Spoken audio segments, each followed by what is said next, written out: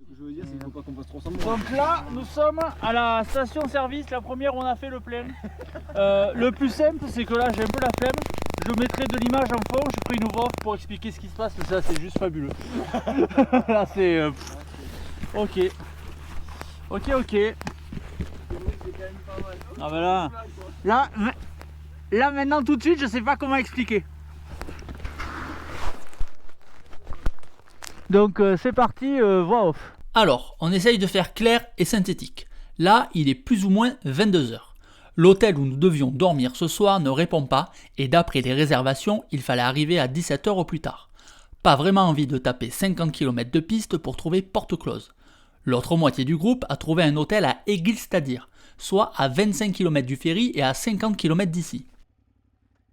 Dans le groupe, certains sont convaincus qu'en fait il se trouve à l'hôtel qui est à seulement 300 mètres d'ici. La fatigue sûrement. Nous décidons donc d'aller voir à l'hôtel qui est juste à côté. Voilà.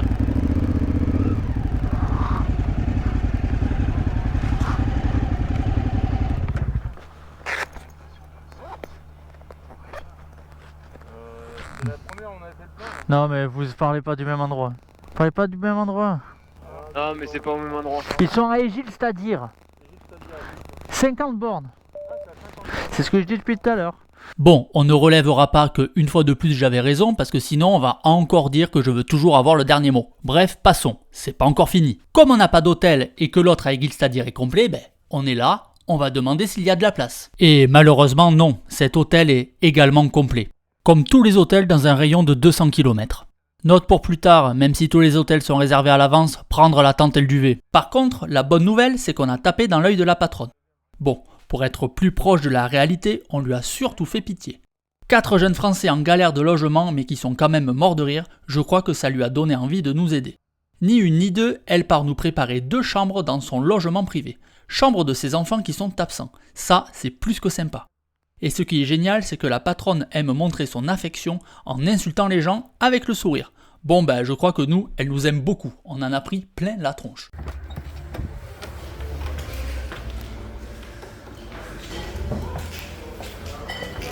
Mais quelle aventure! Le pire dans tout ça, c'est qu'on va encore lui donner des raisons de nous insulter. Parce que c'est elle qui va nous apprendre que le ferry de demain matin, il est annulé et que le ferry sera là après-demain. Non mais alors là, c'est n'importe quoi. Donc on sait où on dort ce soir, mais pour demain, on n'en a aucune idée et apparemment, c'est complet partout. On va dormir chez l'habitant ce soir quand même. On fait yes. yes, we are fucking idiots. T'as plus d'eau? Là, c'était ma bouteille ça. Il y en a plus? Voilà. Ah bah attends. Mais parle anglais, va lui en demander, elle va être ravie de t'insulter.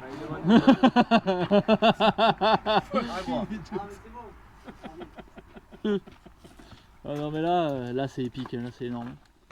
Donc finalement, on a une journée de rab en Islande. Ce matin, on file à Egilsstadir retrouver les autres qui ont enfin récupéré le 4x4. Ce soir, la patronne nous héberge une nuit de plus. Vraiment super sympa. En plus, elle nous a conseillé quelques petits endroits à aller visiter aujourd'hui. Julien et Adrien vont passer la journée à Egilsstadir avec les 2 couples. Je crois qu'ils ont des souvenirs à acheter. Pendant ce temps-là, Jérémy et moi allons en profiter pour visiter encore l'Islande. Bah oui, une journée de rab, faut bien en profiter. Et là, on arrive au Hot Spring. Petite piscine d'eau chaude naturelle.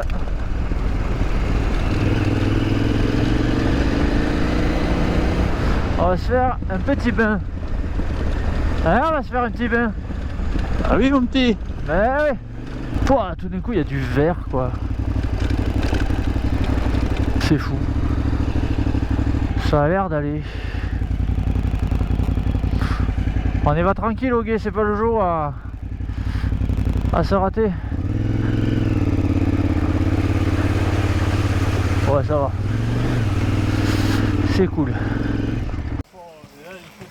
Ouais, on voit que ça fume un peu.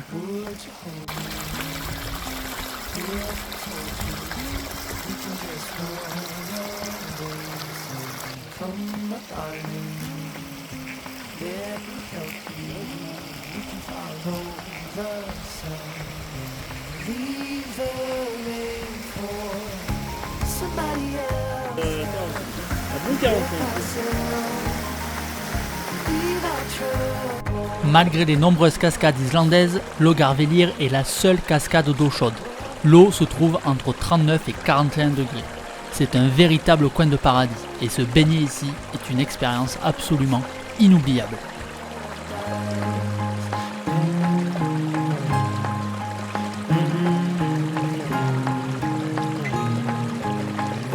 Sidewalks and the highways, they will turn into dust as Mother Nature covers over every street we take, leave the way for somebody else to help themselves.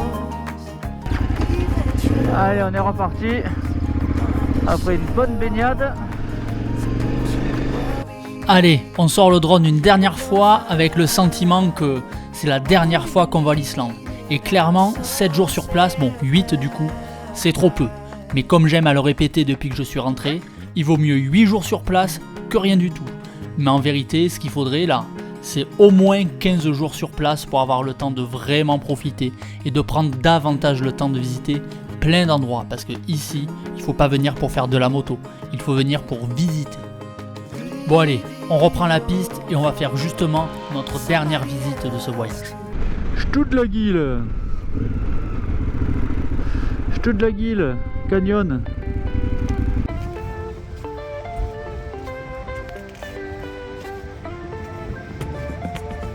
Le canyon de Stuttlagil serait le plus beau canyon d'Islande avec ses eaux turquoises et ses colonnes de basalte. Bon, pour les eaux turquoises, faudra qu'on repasse. Le site n'en est pas moins impressionnant. Tu la vois là, la tête de dragon au milieu de la rivière ?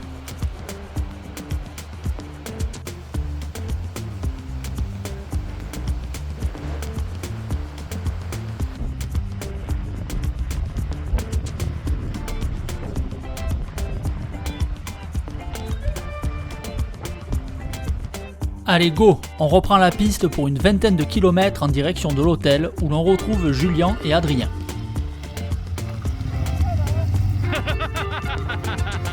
Bon bah ce soir ce sera resto, la patronne nous a réservé une table pour tous les 4.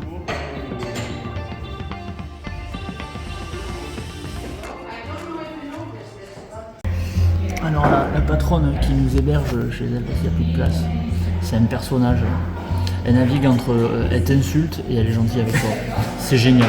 Il faut être mentalement fort et pas être trop susceptible. Faut pas être susceptible. Voilà, sinon tu passes un mauvais moment, mais nous on se marre bien. Ça t'envoie chier clairement tout le temps, voilà. Fucking French fucker. Il faut être ouvert d'esprit. Putain la vache. Allez, on se marre. Et c'est tellement bon. Bon, je vais pas filmer trop longtemps, j'ai trop peur de me faire engueuler devant tout le monde. 8h45. On quitte l'hôtel. Direction le ferry. Hop, on retrouve la moitié du groupe qu'on avait perdu depuis un certain nombre de jours. Le Rubicon fonctionne à peu près normalement. Bon, mais pour notre départ, l'Islande ne veut pas nous livrer ses derniers paysages quoi. Non, on n'a rien vu de notre dernier jour quoi. Oh putain, il y a un Bigfoot qui veut tourner en fait. Oh la vache, c'est dangereux quoi. Check-in motorcycle. Bon, ben nous voilà enfin au ferry avec du coup un jour de retard sur le planning prévu. Et ben on n'a plus qu'à faire les enregistrements, attendre que le bateau se vide pour pouvoir aller le remplir. Et tu veux rigoler ? Arrivé au port, ouais, j'ai crevé. Oui, j'ai crevé. Bon là clairement je répare pas, hein. Je regonfle histoire d'aller dans le ferry et puis ben, je verrai ça à la maison, hein. De toute façon on rentre avec le trafic. Bon bah qu'est-ce qu'il reste à raconter maintenant ? Pas grand chose, donc ben, je vous dis la suite au prochain voyage. Allez, ciao.